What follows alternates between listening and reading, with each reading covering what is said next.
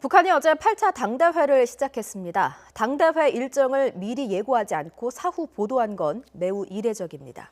김정은 위원장은 개회사에서 사실상 지난날의 경제 실패를 자인하면서 새로운 과학적인 투쟁 목표와 투쟁 과업을 확정하자고 언급했습니다. 취재기자 연결해서 자세히 알아보겠습니다. 황혜경 기자. 네, 통일외교 안보부입니다. 북한이 어제 8차 당대회를 시작했군요. 네, 그렇습니다. 북한 관영 매체들은 어제 오전 9시 수도 평양에서 8차 당대회가 시작됐다고 전했습니다. 중앙 지도기관 성원 250명과 각급 조직에서 선출된 대표자 4,750명을 비롯해 방청객 2,000명까지 모두 7,000명이나 되는 대규모 당대회가 열렸다고 보도했습니다. 김정은 위원장의 개회 선언에 이어 첫 순서로 개회사가 진행되고 대회 집행부 선거 등을 진행한 뒤 첫째 의정인 당 중앙위원회 사업총화에 들어갔다고 덧붙였는데요.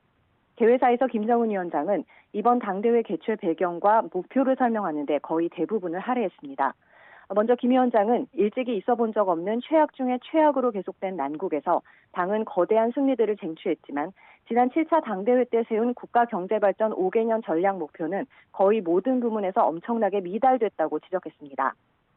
그러면서 그간 얻은 것을 축적된 쓰라린 교훈, 아픈 교훈이라고 칭하면서 그대로 방치하면 더 큰 장애로 걸림돌로 되는 만큼 폐단이 반복되지 않도록 단호한 대책을 세워야 한다고 강조했습니다. 사실상 지난날의 경제 분야 실패를 자인하고 새로운 과학적인 투쟁 목표와 투쟁 과업을 세우는 데 이번 당대회의 목적이 있다고 밝힌 건데요. 하지만 기대했던 대남, 대미 언급은 거의 찾아볼 수 없었습니다. 당 대회 시작을 알리는 개회사인 만큼 대회 참가자들과 전체 인민을 향한 메시지에 주력한 것으로 보입니다. 네, 당대회 일정을 미리 공개하지 않고 이처럼 사후 보도에 나선 건 이례적인데 특별한 이유가 있습니까?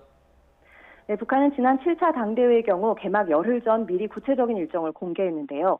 이번에는 일정을 계속 함구하다가 이처럼 대회 개막 다음 날 관영 매체를 통해 일제히 공개했습니다. 유동적인 대내외 정세와 코로나 상황, 관심과 효과 극대화 등 다목적 포석이 깔린 것으로 분석됩니다만 북한 매체에서 이와 관련한 언급은 없었습니다.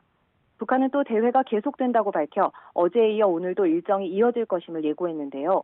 지난 2016년에 열린 7차 당대회는 방청객까지 5천여 명 규모로 나흘 동안 열린 뒤 닷새째 대규모 군중 집회로 마무리했는데 이번에는 예상과 달리 규모도 7천 명으로 늘린 가운데 대회 일정은 며칠간 이어질지도 관심입니다. 이 밖에도 북한은 대회 집행부를 선거했다면서 제일 처음으로 호명한 김정은 위원장 뒤로 20번째의 김여정 당 제1부부장을 호명했는데요. 김여정 제1부부장의 위상 변화에도 관심이 쏠리고 있습니다. 지금까지 YTN 황혜경입니다.